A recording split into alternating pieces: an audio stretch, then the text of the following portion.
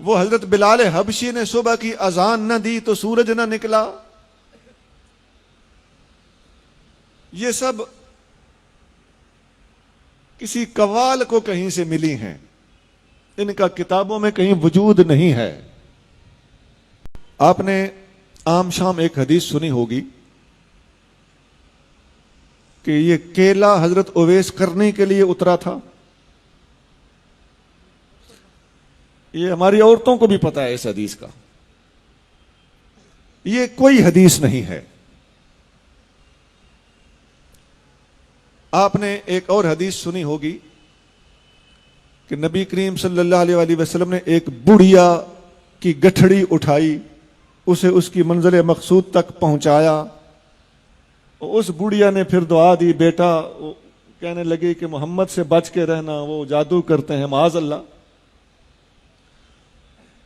تو حضور نے فرمایا وہ جسے تم یہ کہہ رہی ہو میں وہی ہوں۔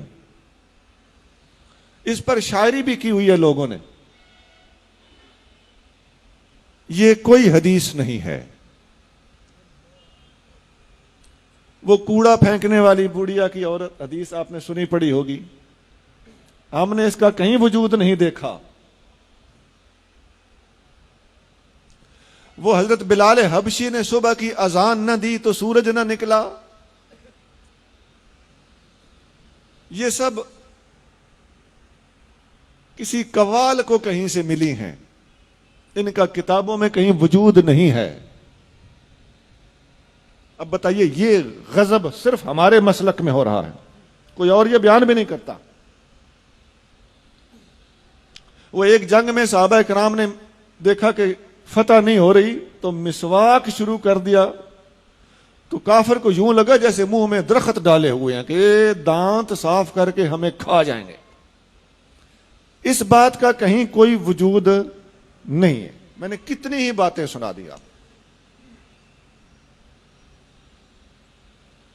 وہ حضور صلی اللہ علیہ وسلم کے پاس ایک بندہ بیٹا لینے آیا تو وہ آپ نے فرمایا کہ تیرے نصیب میں بیٹا نہیں ہے۔ باہر نکلا تو امام حسین رضی اللہ تعالیٰ عنہ کھیل رہے تھے، آپ نے فرمایا 1 2 3 4، حضور باہر تشریف لے آئے، آپ نے فرمایا حسین بس۔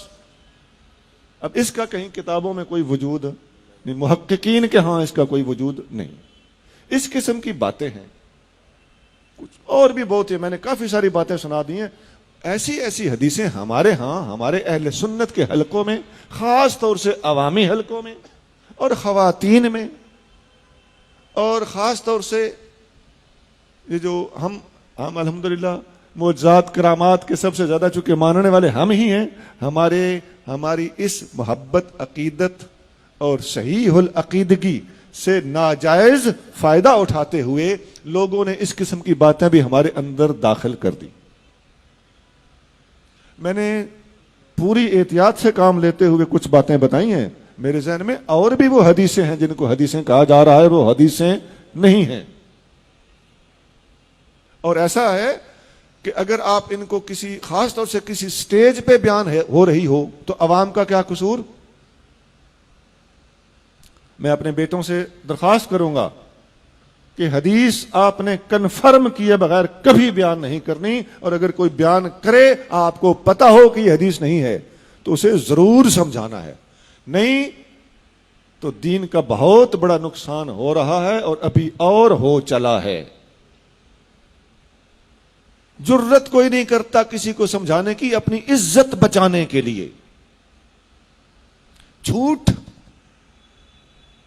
بولا جا رہا ہے، اگر آپ سمجھاؤ تو آپ کو کہے گا کہ تیری عقیدت میں فرق ہے، تیری محبت میں فرق ہے۔